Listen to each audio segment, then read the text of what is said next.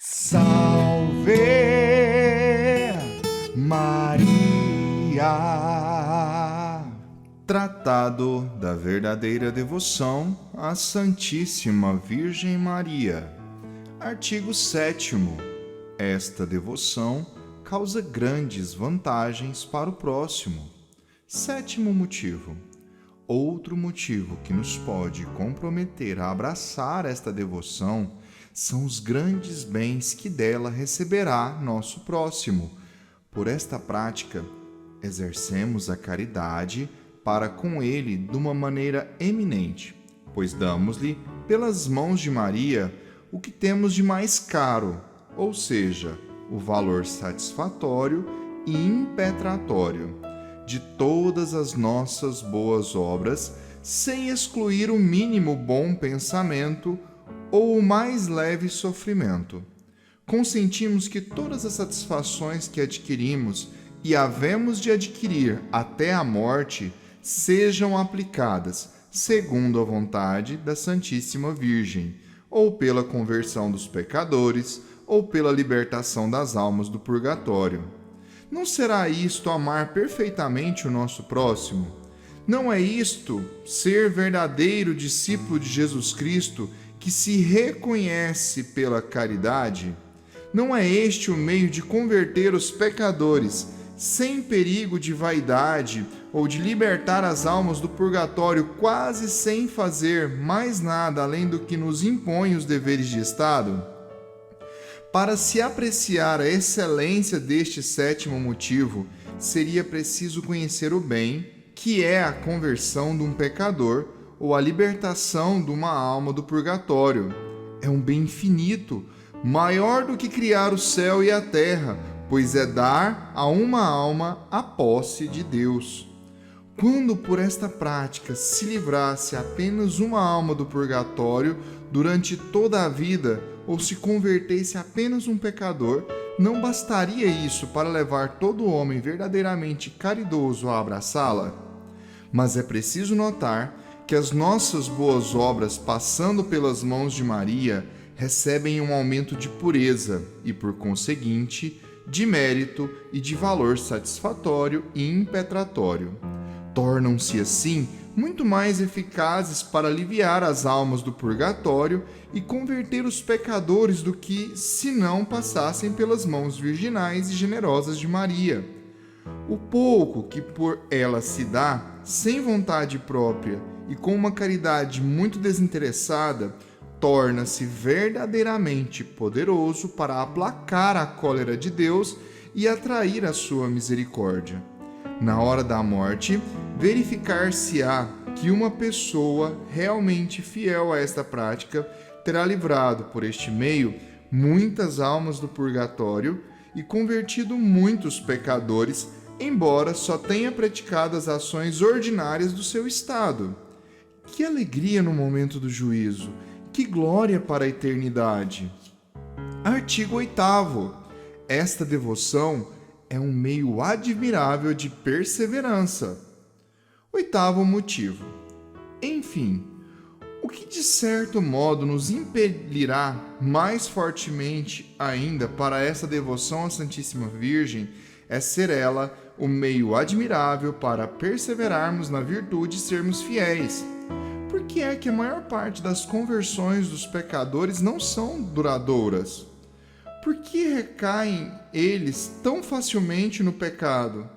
Por que é que a maioria dos justos, em vez de ir de virtude em virtude, de alcançar novas graças, perdem muitas vezes as poucas virtudes e graças que possuem? Esta desgraça provém, como já acima mostrei, de que, estando o homem tão corrompido, tão fraco e inconstante, se fia em si próprio, se apoia nas suas próprias forças e se julga capaz de guardar o tesouro das suas graças, virtudes e méritos. Por meio desta devoção, confiamos à Santíssima Virgem e sabemos como ela é fiel. Tudo o que possuímos, tomamo-la como depositária universal de todos os nossos bens da natureza e da graça. Confiamo-nos à sua fidelidade, apoiamo-nos no seu poder e fundamo-nos na sua misericórdia e caridade, a fim de que conserve e aumente as nossas virtudes e méritos, apesar dos esforços que o demônio, o mundo e a carne fazem para nos roubar. Dizemos-lhe, como um bom filho à sua mãe e um fiel servo à sua senhora, guardai o meu depósito. Minha boa mãe e senhora, reconheço que, por vossa intercessão, recebi até hoje mais graças de Deus do que merecia. A minha triste experiência me ensina que trago este tesouro num vaso muito frágil e que sou demasiado fraco e miserável para conservar em mim. Sou novo e desprezado.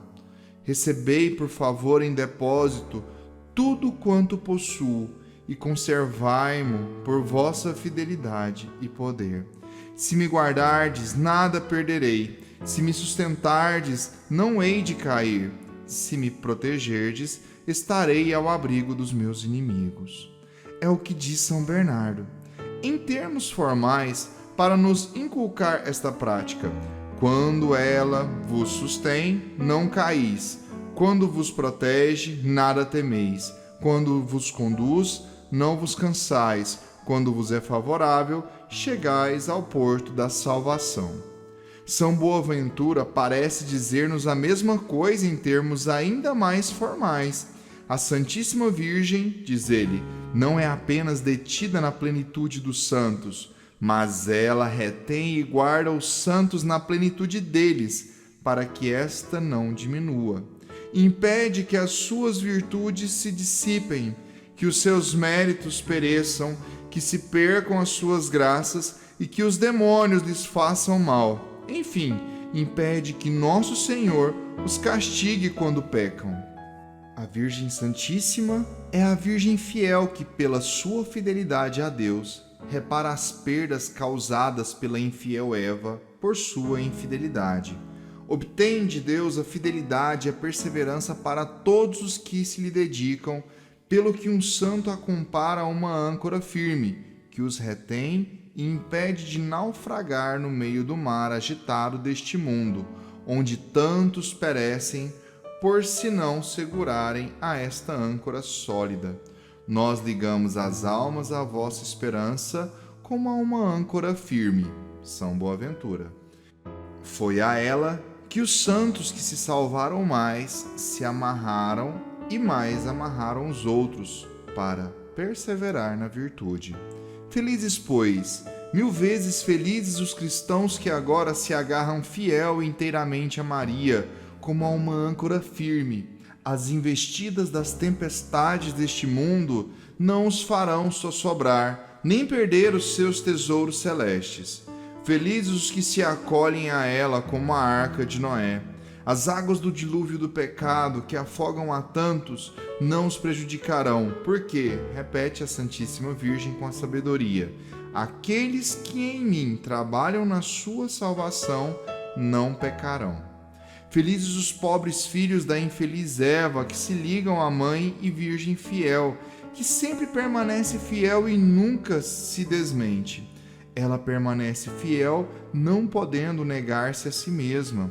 Ela ama sempre os que a amam, com um amor não apenas afetivo, mas efetivo e eficaz, porque os impede, por meio de graças abundantes, de recuar na virtude ou de cair no caminho, perdendo a graça de seu filho.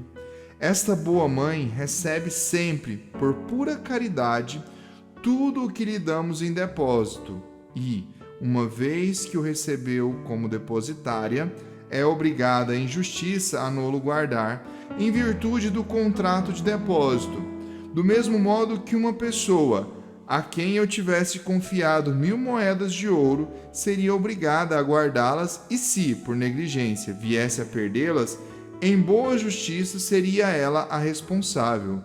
Mas não, nunca a fiel Maria deixará perder, por negligência, o que lhe tiver sido confiado. Seria mais fácil passarem o céu e a terra do que ela ser negligente e infiel para com os que nela confiam.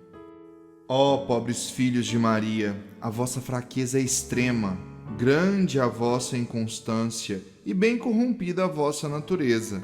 Fostes tirados, é certo, do mesmo barro corrompido que os filhos de Adão e Eva, mas não desanimeis por isso, consolai-vos e alegrai-vos. Eis que vos ensino este segredo desconhecido da maioria dos cristãos, até mesmo dos mais piedosos.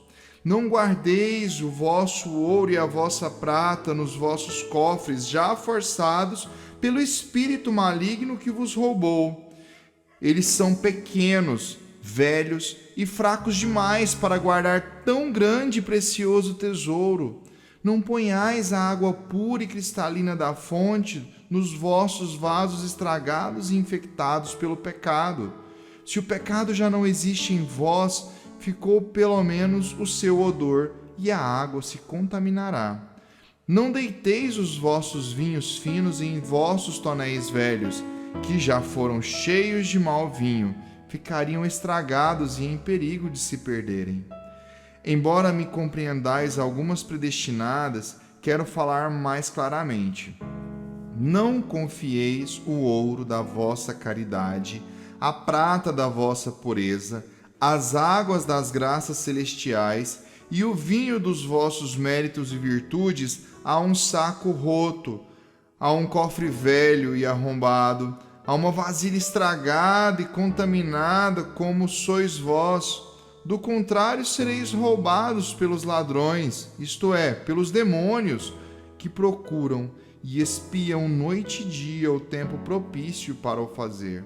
Do contrário, estragareis, pelo mau odor do vosso amor próprio, da confiança em vós mesmos e da vossa própria vontade, tudo o que de mais puro Deus vos dá. Colocai, lançai no seio e no coração de Maria todos os vossos tesouros, todas as vossas graças e virtudes.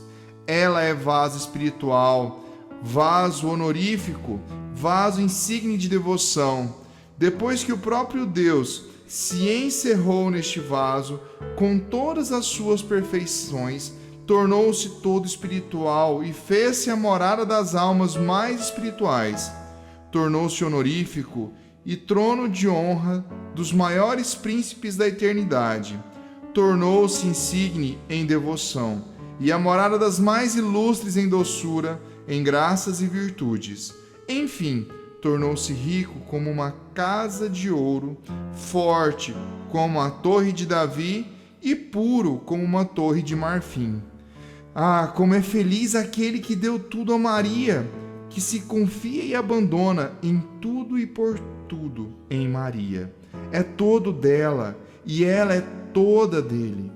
Pode dizer ousadamente com Davi: Maria foi feita para mim, ou com o discípulo amado: recebia como toda a minha riqueza, ou com Jesus Cristo: tudo o que é meu é teu, e tudo o que é teu é meu. Se ao ler isso, algum crítico imaginar que falo com exagero e levado por devoção desmedida, pobre dele, não me compreende, ou porque é um homem carnal, que não entende as coisas do Espírito, ou porque pertence ao mundo e não pode receber o Espírito Santo, ou porque é orgulhoso e crítico e condena ou despreza tudo que não percebe. Mas as almas que não nasceram do sangue, nem da vontade da carne, nem da vontade do homem, mas de Deus e de Maria, essas compreendem-me e apreciam, e é para elas que eu escrevo. No entanto, retorno à matéria interrompida, dizendo a uns e a outros que Maria Santíssima é a mais honesta e liberal de todas as simples criaturas. Nunca se deixa vencer em amor e liberalidade. Em troca de um ovo, diz um santo homem, ela dá um boi. Quer dizer, por pouco que se lhe der, ela dá muito mais daquilo que recebeu de Deus. Se, pois, uma alma se lhe entrega sem reservas, ela também se lhe dá toda, contando que a alma ponha nela, sem presunção, toda a sua confiança, trabalhando, por sua vez, em adquirir as virtudes e em vencer as suas paixões. Que os fiéis servos da Santíssima Virgem digam, portanto, com a ousadia de São João Damasceno: tenho confiança em vós, ó Mãe de Deus, sereis salvo. Tendo a vossa proteção, nada temerei. Com o vosso socorro, combaterei e porei em debandada os meus inimigos, porque a vossa devoção é uma arma de salvação que Deus dá aos que quer salvar.